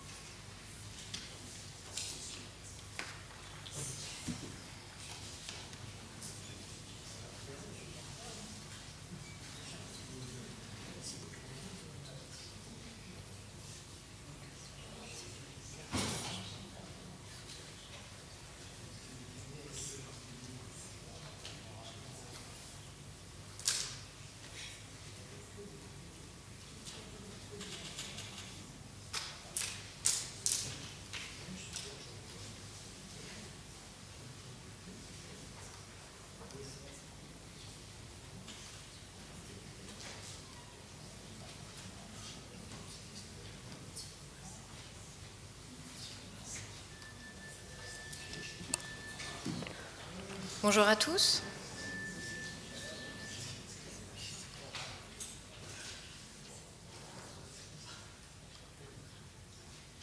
Je suis donc Aurélie Xéli, je suis responsable des collections du Musée du Vivant.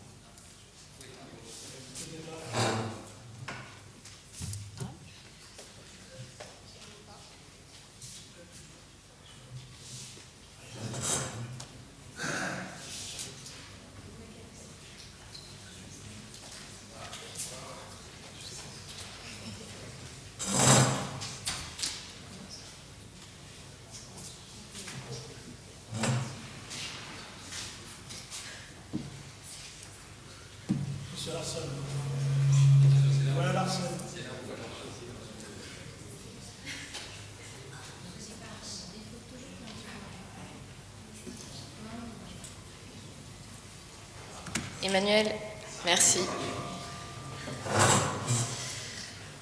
Je vais donc vous faire une brève présentation du Musée du Vivant. Le Musée du Vivant a été créé en 2005 et il s'appuie sur les importantes donations de deux familles, celle de René Dumont et celle de René Dubos. C'est aujourd'hui le premier musée international sur l'écologie et le développement durable. Il est situé au château de Grignon, dans les Yvelines, là où les étudiants d'AgroParisTech effectuent leur première année.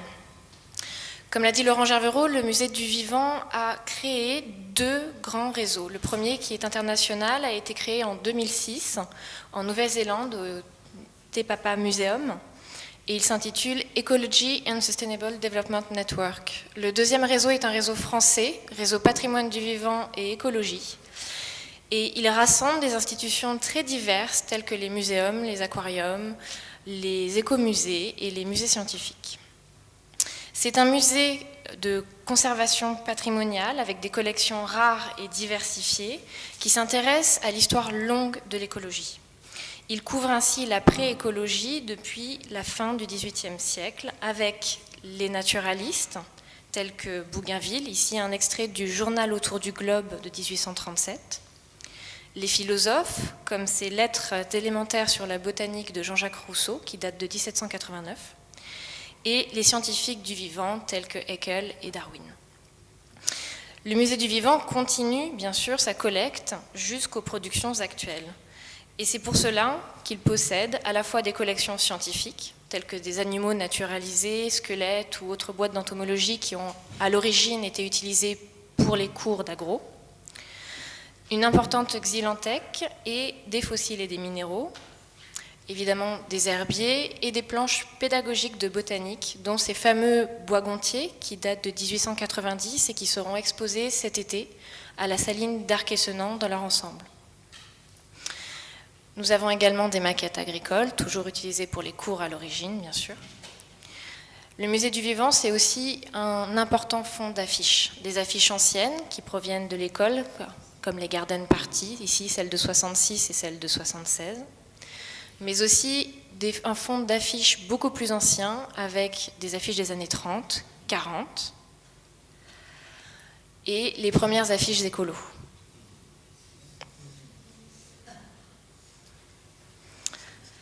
Partis politiques également. C'est un important fonds photographique avec des plaques de verre, pour vous dire à quel point ça remonte loin. Évidemment des photographies issues de l'école, ici les promotions 1870 à 1878. Et à présent des collections artistiques. Nous nous concentrons évidemment sur le contemporain, avec aussi des estampes anciennes, ici des estampes japonaises de la fin du 19e, des estampes contemporaines, ici Michel Granger, qui déstructure toujours la terre, des peintures telles que celle-ci de Speedy Graffito, qui s'appelle Écologie et qui a été réalisée exprès pour le musée en 2007, des sculptures avec cette femme éléphant de l'artiste congolais Yao Metsoko, réalisée en 2007 aussi, et cet ours polaire, ramené en exclusivité par Laurent Gervero en direct de chez les Inuits, cette année, par un artiste qui s'appelle Johanasi Kaitak. Évidemment, un important fond de dessin avec Ciné ou Raoul Cabrol, fameux caricaturiste du début du siècle, qui a représenté ici Édith Piaf. Cabu, avec cette série sur l'Inde qui date de 2000 et une autre série sur les animaux. Et enfin un fond de photos d'art, avec ici une photographie avec l'arbre de Jürgen Nevsger et une photographie d'Hervé Bernard qui a travaillé sur la question du réchauffement climatique et des inondations. Ce sont toutes deux des séries des années 2000. Après cette rapide présentation en raison du temps, je vais passer très rapidement au fonds René Dumont. Le fonds René Dumont donc a été acquis par donation grâce à Charlotte, et il contient à la fois des objets personnels, des objets tels parfois ramenés de voyage, comme cette petite cloche tibétaine, son pull évidemment, l'urne funéraire, mais aussi un fonds avec des papiers. Ici, il y a sa carte du ministère de l'Agriculture et sa carte d'identité, et une carte postale écrite par André Cartier-Bresson, qui écrit sur la carte postale « Ils sont à la recherche de l'autoroute de l'informatique ». Il faut le savoir.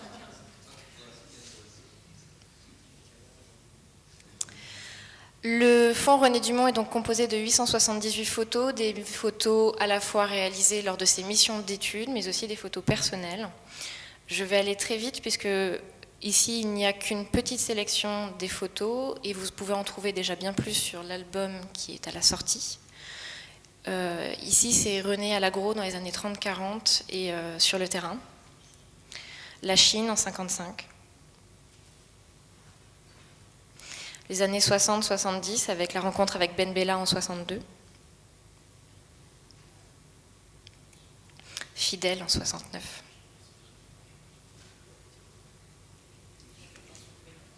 Les années 70.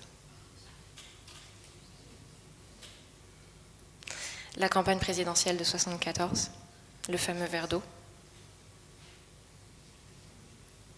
Toujours la campagne, avec cette photo aussi avec Brice Lalonde et Cousteau. Son été dans le Larzac en 74, toujours. Avec Charlotte.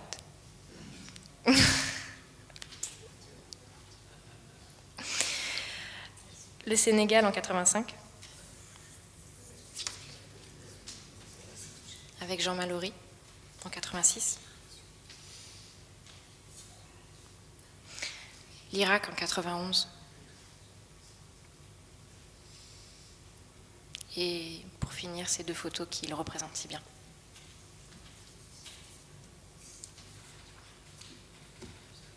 J'ai été assez rapide.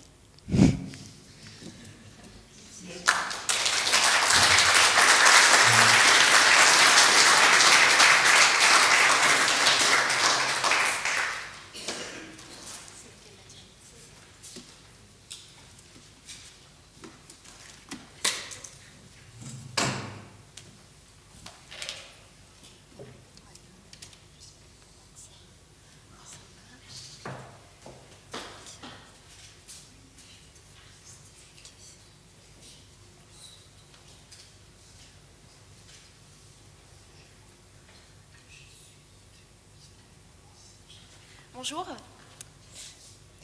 Alors, je suis Yolène Marès, responsable du CIR, qui est le Centre international de recherche sur l'écologie.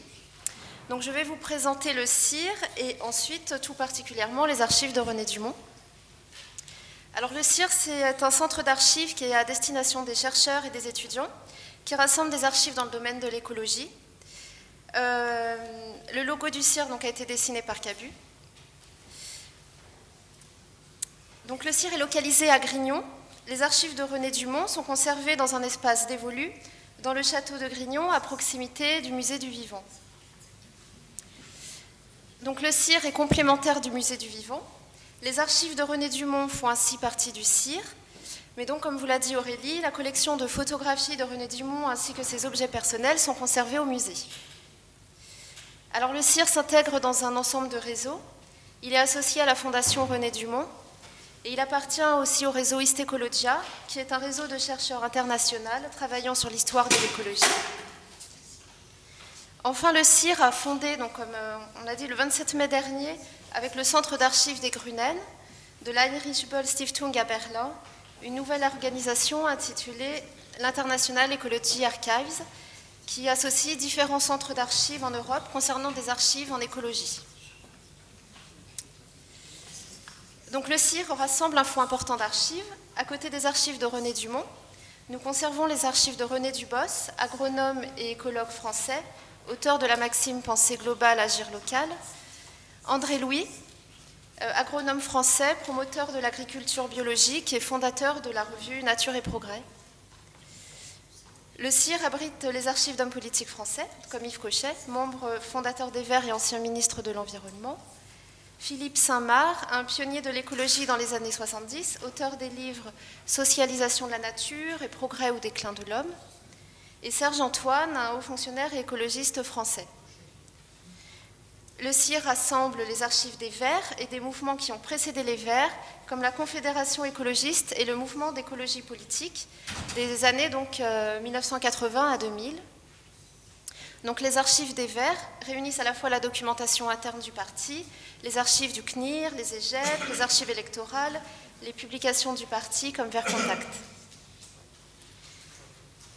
Le CIR rassemble enfin des archives regroupées par le réseau Mémoire de l'environnement, réseau qui associe des institutions publiques et des associations, des centres d'archives et des bibliothèques, et qui a pour but de mettre en valeur, de conserver, d'échanger la documentation portant sur les questions environnementales.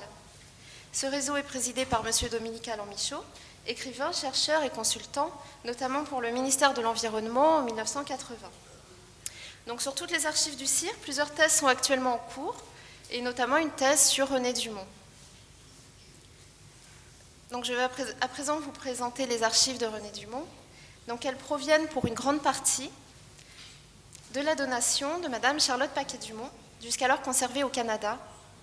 Cette donation a été complétée par l'UFR Agriculture comparée et développement agricole d'AgroParisTech, où René Dumont y a enseigné de 1933 à 1974, et par le réseau Mémoire de l'environnement.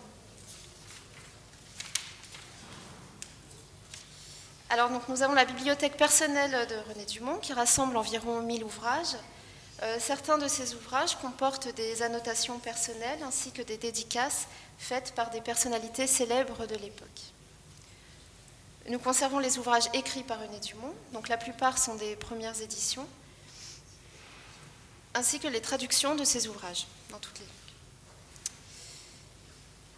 Donc les archives de René Dumont regroupent un ensemble de dossiers thématiques qui rassemblent la documentation issue de ses nombreux voyages, mais aussi ses articles parus dans les journaux et les magazines, ses interviews, ses manuscrits, sa correspondance personnelle, ses cours et ses conférences, ses nombreux rapports de mission et ses carnets de notes personnels. Donc, les dossiers constitués par René Dumont concernent les pays de tous les continents, par exemple le Maghreb, Madagascar, la Chine, le Bangladesh, Cuba, les États-Unis, ainsi que différentes régions de France. Ces dossiers sont ainsi le témoin de ses nombreux voyages et de l'abondante documentation qui a accompagné ses déplacements. Certains de ces dossiers d'études portent spécifiquement sur différents types de cultures, comme le coton, les fruits, les céréales. Les archives rassemblent un grand nombre de ces articles parus dans la presse ou dans les magazines, ainsi que ses entretiens, ses interviews. Nous conservons un grand nombre de ces manuscrits, des manuscrits de ses ouvrages, comme Un monde intolérable en 1988, Mes combats en 1989, des manuscrits de ses articles ou de ses rapports de mission. Ces manuscrits s'accompagnent de documents dactylographiques qui ont précédé la parution de ses écrits. Le CIR regroupe également les publications de ses cours qu'il a donnés dans différents établissements, comme à l'Institut national agronomique ou à l'Institut d'études politiques, ainsi que la documentation qu'il conservait dans le cadre de ses enseignements. Nous conservons les publications de ses conférences, ainsi que les invitations qui lui étaient envoyées, les affiches diffusées pour l'occasion, les programmes des journées ainsi organisés. Donc, un nombre important de ces rapports de mission est également rassemblé. Certains dossiers témoignent de ses engagements auprès des gouvernements ou des organismes internationaux pour effectuer des missions. En France, au Commissariat général au plan, où il fut nommé comme conseiller agricole en 1945, ou auprès des différentes institutions dépendant des Nations Unies, la FAO ou l'Institut de recherche des Nations Unies pour le développement social. Enfin, nous conservons ces carnets de notes personnels, environ une quarantaine de carnets, qui sont richement annotés et qui témoignent de ses premières analyses et impressions de voyage. Donc le CIR, qui a maintenant les moyens d'une dimension internationale par l'intermédiaire des réseaux East Ecologia et de l'International Ecology Archives, se donne pour vocation à la fois d'encourager la recherche et les nouveaux sujets d'études et de créer un véritable patrimoine de l'écologie. Donc cet enjeu fera l'objet d'un congrès international qui sera organisé à Paris par le Musée du Vivant AgroParisTech et par le Centre d'histoire culturelle du XXe siècle de l'Université de Versailles-Saint-Quentin les 11 et 12 octobre 2012 et qui aura pour thème Patrimoine de l'écologie et écologie du patrimoine. Je vous remercie pour votre attention.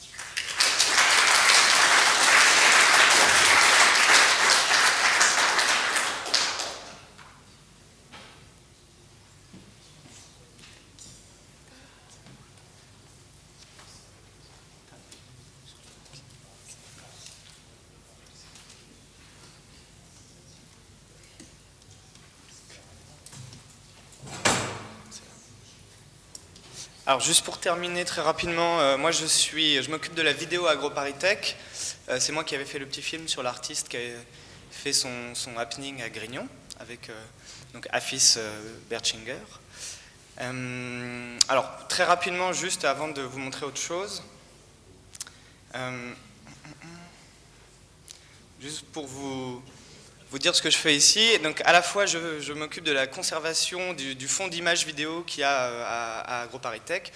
Donc il y a des bandes vidéo qui sont conservées ici et surtout le fonds René Dubos et le fonds René Dumont. Donc comme ce sont des bandes magnétiques, à la fois ça permet je les numérise pour les conserver puisque les bandes magnétiques vont évidemment petit à petit s'abîmer. Donc on les numérise, ça permet de les mettre en ligne éventuellement et de les conserver. Donc il y a une trentaine d'heures à peu près, et notamment donc des images avec René Dumont.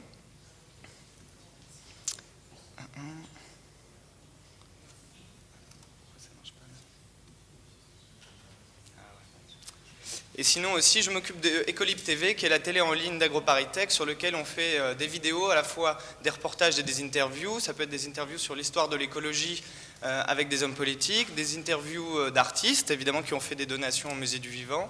Ça peut être aussi des enseignants d'AgroParisTech.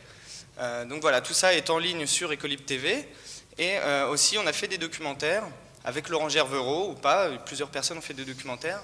Le dernier en date que j'ai fait avec Laurent Gervereau, c'est sur les Inuits et sur l'influence du réchauffement climatique chez les Inuits et aussi l'incidence de l'occidentalisation de leur mode de vie depuis quelques dizaines d'années. Donc c'est des documentaires qui sont disponibles gratuitement, évidemment, auprès de moi, essentiellement. Donc voilà, on peut fournir des DVD si on en a la demande. Donc il y en a à peu près 5, je pense. Il y en a un aussi sur l'alimentation au Laos avec Marc Dufumier. Et donc là, pour finir, juste une petite vidéo pour vous montrer des extraits de ce que j'ai numérisé du fonds René Dumont. Donc c'est vraiment un tout petit extrait, il n'y a pas évidemment tout ce qu'il y a, mais ça donne un petit aperçu de ce qu'on a, et puis évidemment de la pensée de René Dumont, qui, quand on revoit ses archives, effectivement, on va se rendre compte à quel point ça peut être d'actualité.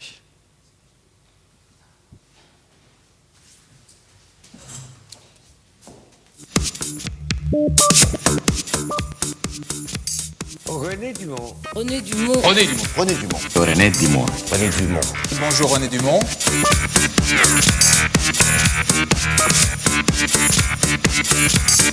C'est le plus célèbre des écologistes, le papa de tous les écolos, dont on parle beaucoup, et candidat à l'élection présidentielle au titre des Verts en 1974. René Dumont.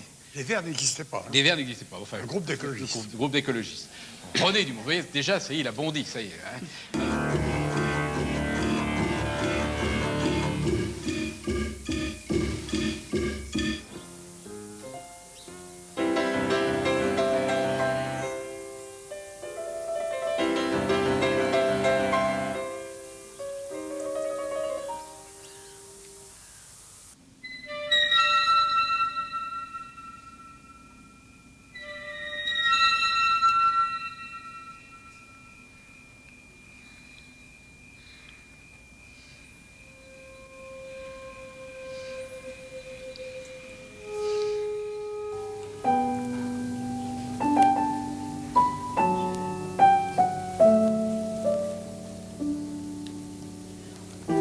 René Dumont est un jeune homme. À 87 ans, il conserve la spontanéité, voire la naïveté, en tout cas le franc-parler et l'impertinence des jeunes gens.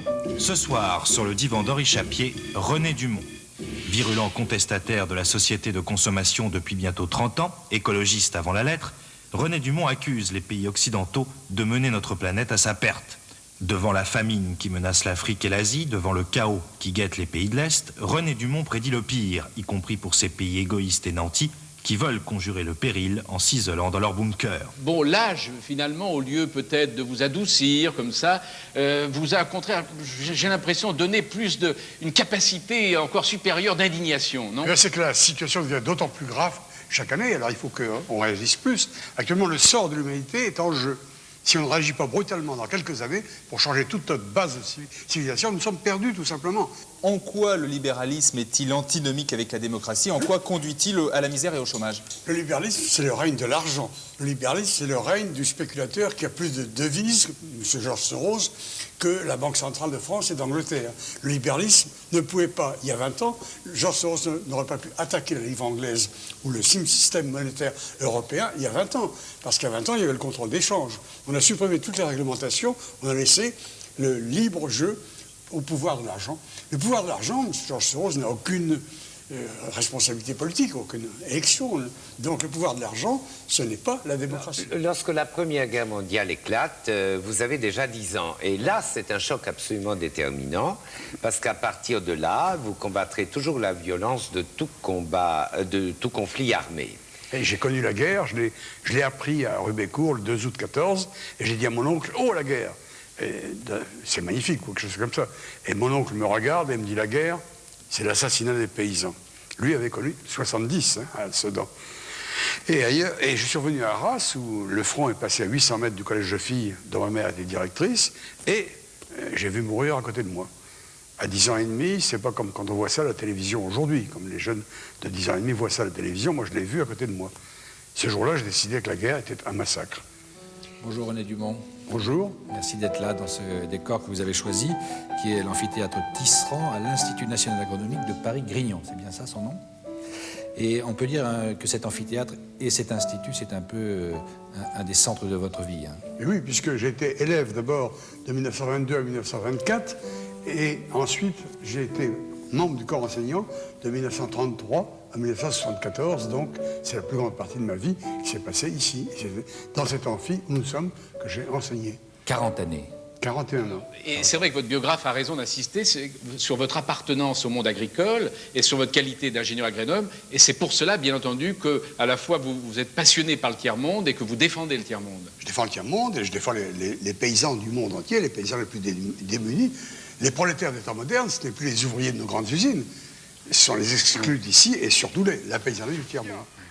Des centaines de millions d'enfants tropicaux qui pourraient devenir des hommes et des femmes, au plein sens du terme, s'ils avaient leur pleine ration de protéines.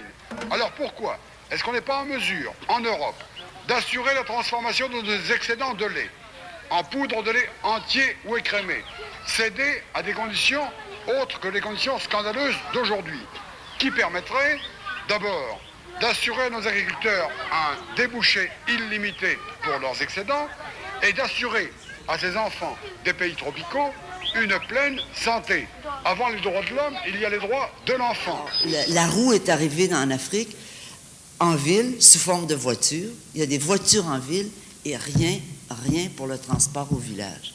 Alors moi, je vois des cartes postales qu'on reçoit des fois d'Afrique avec une femme qui a une belle chose sur la tête, qui sourit, mais c'est une carte postale. Ça. Dans la vie, les femmes, elles font 5-10 kilomètres pour aller chercher l'eau à pied pour rapporter à peu près un seau de 10 à 15 litres. Pour une famille de 6, combien de voyages elle fait? Alors, elle demande à cette petite fille, à partir de 4 ans, 5 ans, de l'aider à transporter l'eau, à transporter le bois. Alors, même s'il y avait le système scolaire le plus perfectionné, les fillettes n'iraient pas encore à l'école parce qu'il n'y a pas ces moyens de transport. Alors, l'Afrique a ses pluies compromises par l'effet de serre. Nous avons arrêté l'effet de serre, provoque des sécheresses qui arrêtent la pluie sur une grande partie de l'Afrique. Donc, une grande partie de l'Afrique manque d'eau. Tout le monde n'est pas au bord du fleuve, n'est-ce pas? Donc, premier contrôle, celui de l'eau et contrôle de l'effet de serre, c'est ce que vous proposez. Donc, le contrôle des climats. Alors, vous revenez également sur les menaces sur l'environnement, sur l'effet de serre, mais on va vous répondre que si on regarde ce qui se passe, au contraire, il y a beaucoup trop d'eau, il y a des inondations. Il y a à la fois des sécheresses, et on les oublie. Il y a des sécheresses terribles dans toute l'Afrique. Depuis 1980, il y a des sécheresses. J'ai appris que la Chine du Nord avait souffert d'une telle sécheresse que M. Balladur a pu vendre du blé français aux Chinois qui n'achetaient plus de blé depuis quelques années. Donc, on nous en parle incidemment, on ne le dit pas. Mais l'inondation est aussi le même résultat de l'effet de serre. Le réchauffement global provoque à la fois des nuages plus chauds, et les nuages plus chauds absorbent plus d'eau et donc peuvent déclencher dans le Midwest américain ou chez nous dans le Sud-Ouest des pluies plus importantes. C'est un dérèglement total des climats. Il y a des petites choses que je vois qui étaient sa préoccupation à cette époque-là, qui l'est encore comme bien faire le fumier. Là. Moi, ça m'amuse parce qu'en Afrique encore, il dit aux gens, il faut bien faire un tas de fumier. Mais là, il a décrit, il a fait le dessin d'un tas de fumier, comment il fallait le bâtir. Alors je me dis, il reste que bon, le il y a mettre des à choses l'ombre, comme ça. Le mettre à l'ombre, l'arroser.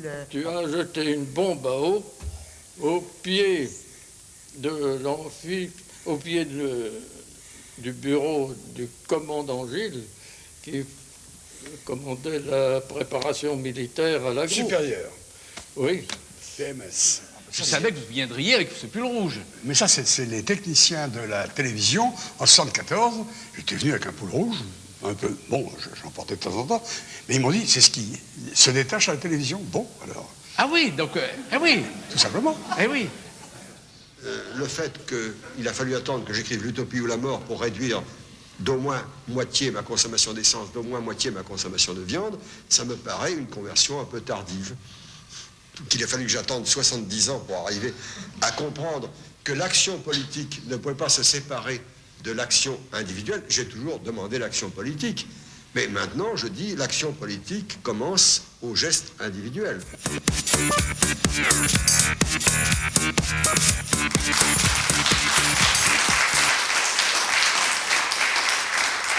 Merci.